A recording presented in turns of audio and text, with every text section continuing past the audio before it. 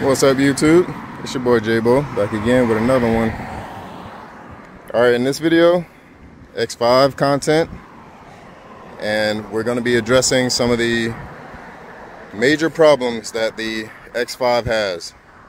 So let's get into it. First thing, we're going to be addressing the charge pipe.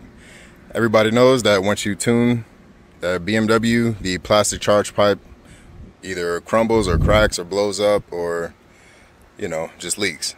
So I actually did that, and here's some footage of that right now.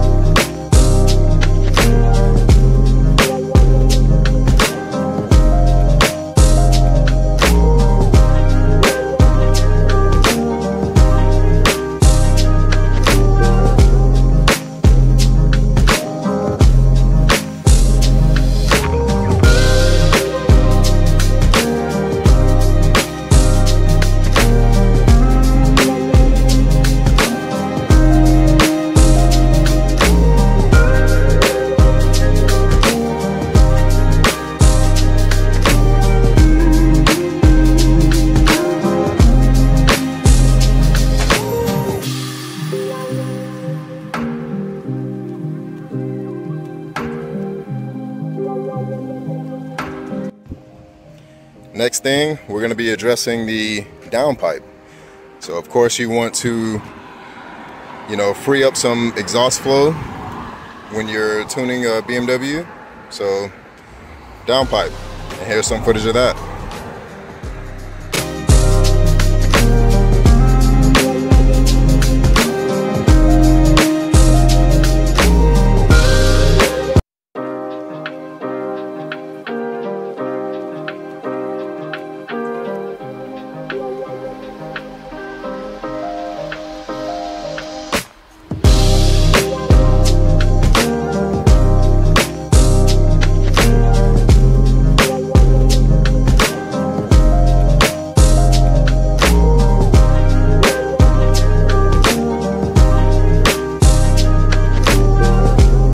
Downpipe.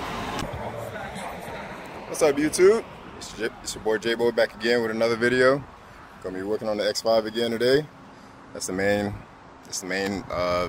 content of the channel nowadays. But what we got here, downpipe, is a power adder.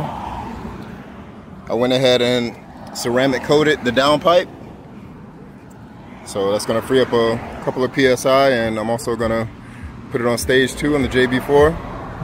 So right now, as you're seeing, I got it jacked up already, and I'm just trying to take the connectors off of the O2 sensors. Then once I get that done,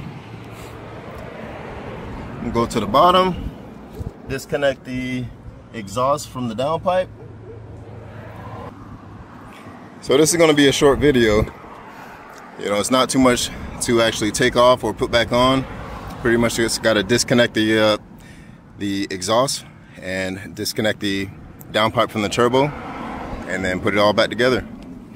So downpipe. And the last thing we're going to be addressing, I'm not sure how common it is, but it is an issue. Pretty much it's the front drive shaft. The front drive shaft has these joints on it that would pretty much wear down and pretty much break loose and explode and either take out your transmission or your transmission and engine. So we're going to address that with a aftermarket solution. I'll give you the contact information on the screen here.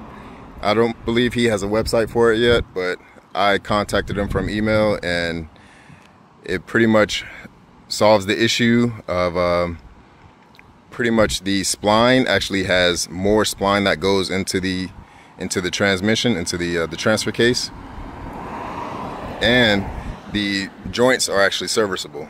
So if they become loose or worn, you can actually replace them.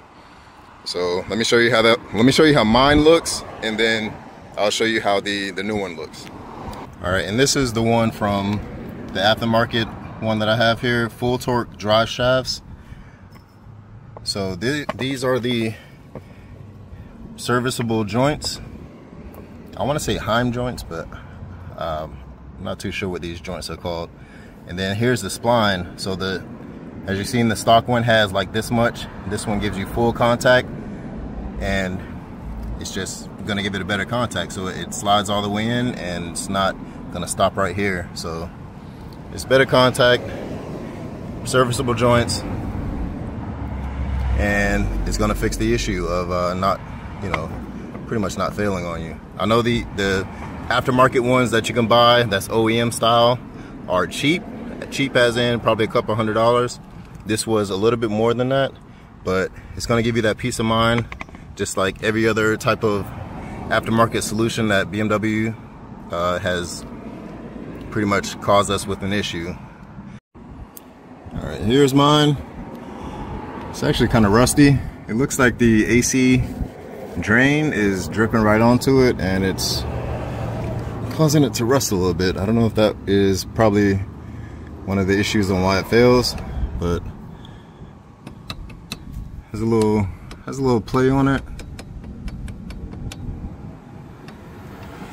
But this is it here, just held in by, I believe, 4 Torx bits, and we're gonna take that out real quick. All right, so here's side-by-side view of the full torque drive shaft, plus side-by-side with the OEM. And as you can see here, the joints are thicker on the aftermarket one, and the spline shaft is like probably twice the size. So like I said, more contact patch, more contact surface on the longer one, and serviceable joints and beefier joints. So I'm gonna reuse the boot that came off of this one here, slap that on there, and shoot, right now it's actually a rear wheel drive. But I don't want to waste any time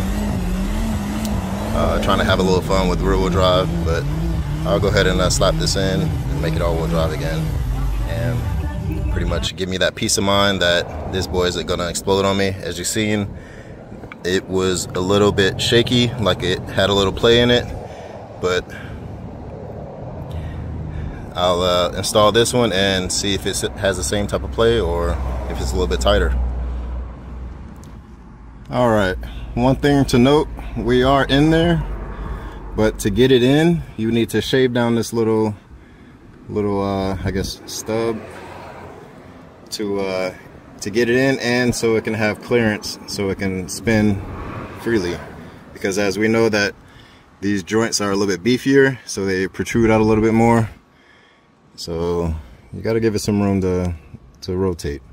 So that's what I did. Have my little grinder over there, shaved it down, and now we spin freely. So we got enough clearance there. That's pretty tight, but it's not hitting. Let me see here.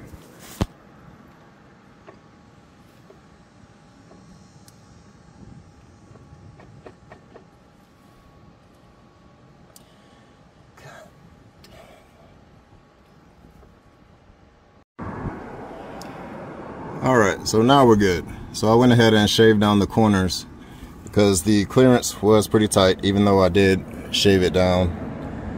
So yeah, we know before how the shaft had a little play, which I don't feel any right now. So there is enough, I can pull it all the way over to that side and it does not hit. So there is enough clearance there. I tightened those bolts up already, and we're good.